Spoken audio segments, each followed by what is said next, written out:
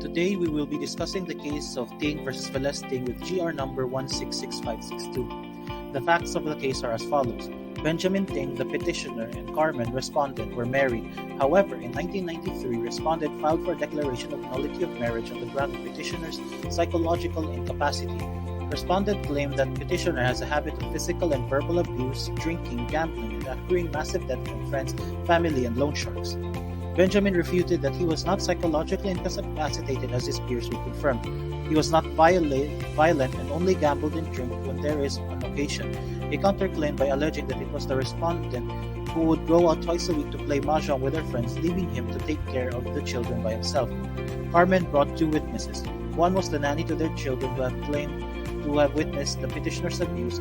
The other witness was Dr. Hernante, who, after reviewing the stenographic notes, diagnosed petitioner from a personality disorder. Petitioner then brought out his own psychiatrist, Dr. Obra, who, after studying the stenographic notes and interviewing Benjamin's co-workers and friends, found nothing wrong with Benjamin. The RTC then ruled that the marriage is now null and void ab initio. Petitioner then filed with the Court of Appeals. Initially, the Court of Appeals found that the RTC erred in its decision. Respondent filed a motion for reconsideration and was denied by the Court of Appeals, but later reversed its earlier decision and reaffirmed the RTC decision, hence its petition to the Supreme Court. The issues now are whether the CA violated the rule on stare decisis when it refused to follow the guidelines set forth in the cases of Santos and Molina.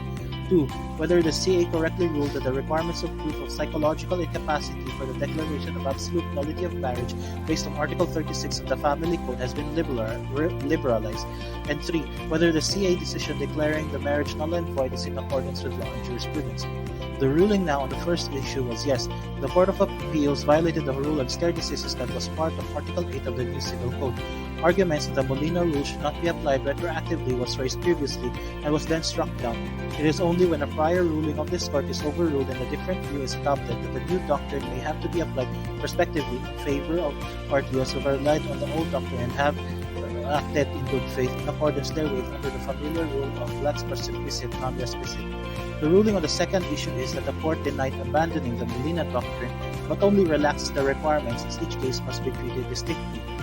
The ruling on the third issue was respondent failed to prove petitioner's psychological illness to be incurable, nor it was existing prior or at the celebration of the marriage. The evaluations of the doctors are now both null and void as they were absolutely contradictory to each other. The presumption of marriage has not been amply rebutted and must perforce prevail. Therefore, the petition is granted. That will be all for my presentation. Thank you for listening and have a nice day. Created using Powtoon.